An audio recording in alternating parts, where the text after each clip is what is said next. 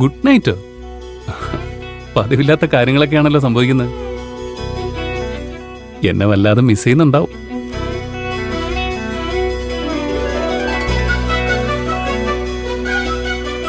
എന്താ നീ വലിയ സന്തോഷത്തിനാണല്ലോ. പാറുവിന്റെ അച്ഛനും അമ്മയും നാളെ തിരിച്ചു പോവാ. അതിനു മുമ്പ് അവരെല്ലാരും പാർക്കിലേക്ക് പോകുന്നുണ്ട്. എന്നെയും വിളിച്ചിട്ടുണ്ട്. ആഹാ, പാറുവാണ് വിളിച്ചത്? ആ അതെ. ഇപ്പൊ നിനക്ക് സമാധാനായില്ലേ? പാറു എന്തെങ്കിലും വിഷമത്തിലായിരിക്കുന്ന് ഞാൻ അപ്പോഴേ പറഞ്ഞില്ലേ? അത് മാറിയതും അവള് നിന്നെ വിളിച്ചത് കണ്ടോ? എന്നാ ഞാനും നിന്റെ കൂടെ നാളെ വന്നോട്ടെ. എന്തിന്? അല്ല, ഏട്ടത്തിയമ്മയെ കണ്ടിട്ട് കുറെ ദിവസമായില്ലേ, എനിക്കും ഒന്ന് സംസാരിക്കണം. പിന്നെ നിന്റെ ഭാവി അമ്മായച്ഛനെയും അമ്മായിമ്മയും ഒന്ന് പരിചയപ്പെടാലോ. അതിന്റെ ഒന്നും ആവശ്യമില്ല. വീട്ടിൽ വെറുതെ ഇരുന്നിട്ട് ബോറടിക്കുക. ഞാനും വരട്ടെ പ്ലീസ്. ഇവള് പറയുന്ന കേട്ടില്ലേ അമ്മ?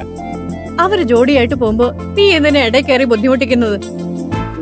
ഞാൻ മാത്രമല്ലല്ലോ, പാറിന്റെ അച്ഛനും അമ്മയ്ക്കും ഇല്ലേ. അപ്പൊ അവര് കാരണം ബുദ്ധിമുട്ടൊന്നും ഉണ്ടാവില്ലേ?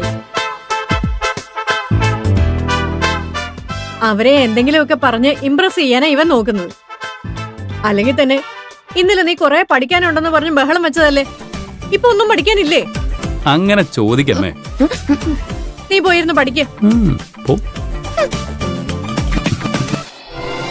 എടാ, നീ പോയി കിടക്ക്, നേരം കുറയായി.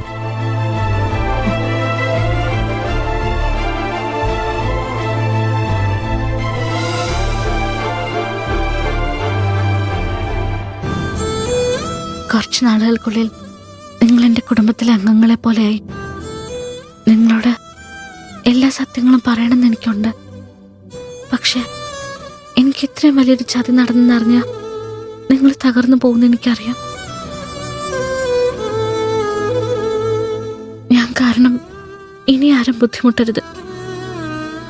നാളെ ഞാൻ എല്ലാം അവസാനിപ്പിക്കുമ്പോൾ നിങ്ങൾ ഒരുപാട് കരയും.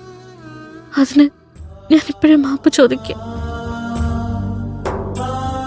അധികം വൈകാതെ എന്നെ മറന്ന് നിങ്ങൾക്ക് സന്തോഷം നിറഞ്ഞൊരു നല്ല ജീവിതം ഉണ്ടാവും. അവസാന ശ്വാസം വരെ നിങ്ങൾക്ക് എല്ലാവർക്കും വേണ്ടി ഞാൻ പ്രാർത്ഥിക്കും.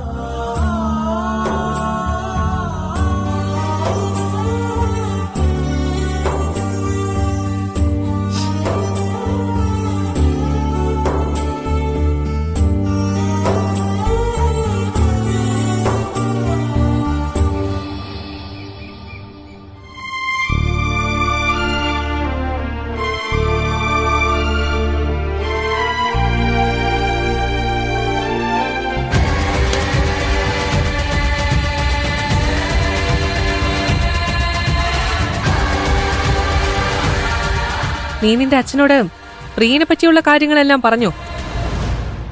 ഇല്ല, ഇതുവരെ സംസാരിക്കാൻ ഒരു അവസരം കിട്ടിയില്ല. നിന്റെ പെരുമാറ്റം കണ്ട ഞാൻ പറഞ്ഞതൊന്നും നീ ഗൗരവത്തിൽ എടുത്തില്ലെന്നാ തോന്നുന്നേ. ആ എന്നാ ശരി, നീ അവരോടൊന്നും പറയണ്ട. നിന്റെ അച്ഛനും അമ്മയും താഴെ തന്നെ ഉണ്ടല്ലോ. ഞാൻ നേരിട്ടിപ്പോ തന്നെ എല്ലാം പറഞ്ഞോളാം. അയ്യോ മുക്തേ, അതൊന്നും വേണ്ട. നീ ഇങ്ങനെ തിരക്ക് കൂട്ടല്ലേ. എനിക്ക് കുറച്ചുകൂടി സമയം താ. നിന്റെ വാക്ക് വിശ്വസിച്ച് നിൽക്കാൻ എന്നെ കിട്ടിയില്ല. നിന്നെ കൈലാഷ് മറക്കാൻ എന്റെ മുന്നിൽ വേറെ വഴിയൊന്നുമില്ല. അയ്യോ, ദയവ് ചെയ്ത് ഞാൻ പറയുന്നൊന്ന് കേൾക്ക്. ശരി, പറ. എന്റെ അച്ഛനമ്മയും ഇന്ന് തിരിച്ച് നാട്ടിലേക്ക് പോവുക. അവര് പോകുന്നതിന് മുമ്പ് ബീച്ച് കാണാൻ പോവാന്ന് ഞങ്ങൾ തീരുമാനിച്ചിട്ടുണ്ട്. എന്റെ കുടുംബം ഒരുപാട് ബുദ്ധിമുട്ടുകളൊക്കെ അനുഭവിച്ചിട്ടുണ്ട്.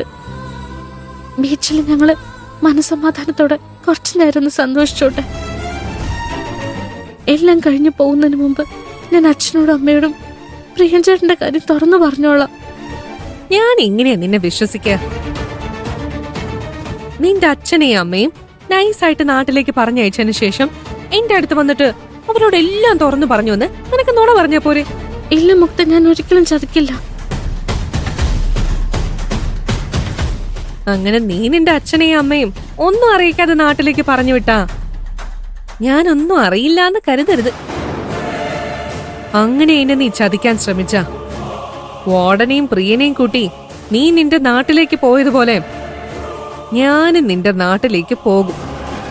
നിന്റെ അച്ഛനെയും അമ്മയും ചേച്ചിയെയും നാട്ടുകാരെയും എല്ലാം വിളിച്ചു വരുത്തി എല്ലാവരുടെയും മുന്നിൽ വെച്ച് നീയും പ്രിയനും തമ്മിൽ ഇഷ്ടത്തിലാണെന്ന് ഞാനങ്ങ് പറയും.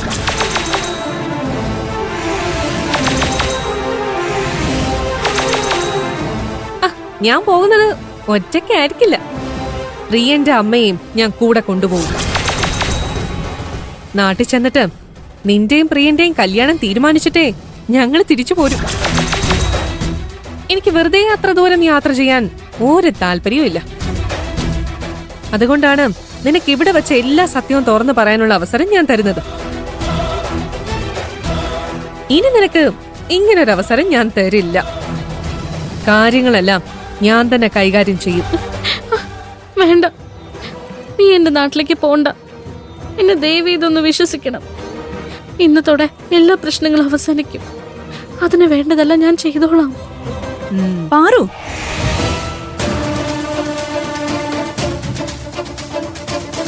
നീ എന്തിനാ ഇവളോടൊക്കെ സംസാരിച്ച് നിൽക്കുന്നേ? നീ എന്തിനാടി പാറുവിനോട് സംസാരിച്ചേ? അത് നീ തന്നെ നിന്റെ കൂട്ടുകാരോട് ചോദിച്ച് മനസ്സിലാക്ക്. എനിക്ക് നിന്നോട് സംസാരിക്കണമെന്ന് താല്പര്യമില്ല. നീ എന്തിനാ അവളോട് സംസാരിക്കാൻ പോയെ? മുക്തയുടെ മുന്നിൽ പേടിച്ച് നിൽക്കേണ്ട എന്ത് ഗതികേടാ നിനക്കുള്ളത്? അവളെയൊക്കെ നീ നിസ്സാരമായി കൈകാര്യം ചെയ്തിരുന്നല്ലേ? അവളോട് മുട്ടാൻ നീ കാണിച്ച ധൈര്യമൊക്കെ ഇപ്പൊ എവിടെ പോയി? എന്റെ ധൈര്യമൊക്കെ ചോർന്നു പോയി മീരെ. നീ എന്തൊക്കെയാ പാറു പറയുന്നേ? അവള് നിന്നെ എന്തെങ്കിലും പറഞ്ഞ് പേടിപ്പിച്ചോ? ഇല്ല, അച്ഛനും അമ്മയും അവളെ എന്താ ലക്ഷ്മിയച്ചയുടെ കല്യാണത്തിന് ക്ഷണിക്കാത്തതെന്ന് ചോദിച്ചാ അത്രേ ഉള്ളൂ. അവളൊക്കെ കല്യാണത്തിന് എന്തെങ്കിലും പ്രശ്നം ഉണ്ടാക്കാൻ എന്തായാലും അങ്ങോട്ട് കെട്ടിയെടുക്കും. അവളെ ഒന്നും പ്രത്യേകം ക്ഷണിക്കേണ്ട ഒരു ആവശ്യവുമില്ല. അവള് അത് മാത്രമല്ലേ ചോദിച്ചുള്ളൂ, വേറെ പ്രശ്നമൊന്നും ഉണ്ടാക്കിയില്ലല്ലോ? ഇല്ല. ശരി, നീ വേഗം കുളിച്ചിട്ടോ. അച്ഛനും അമ്മയും കാത്തു നിൽക്കോ?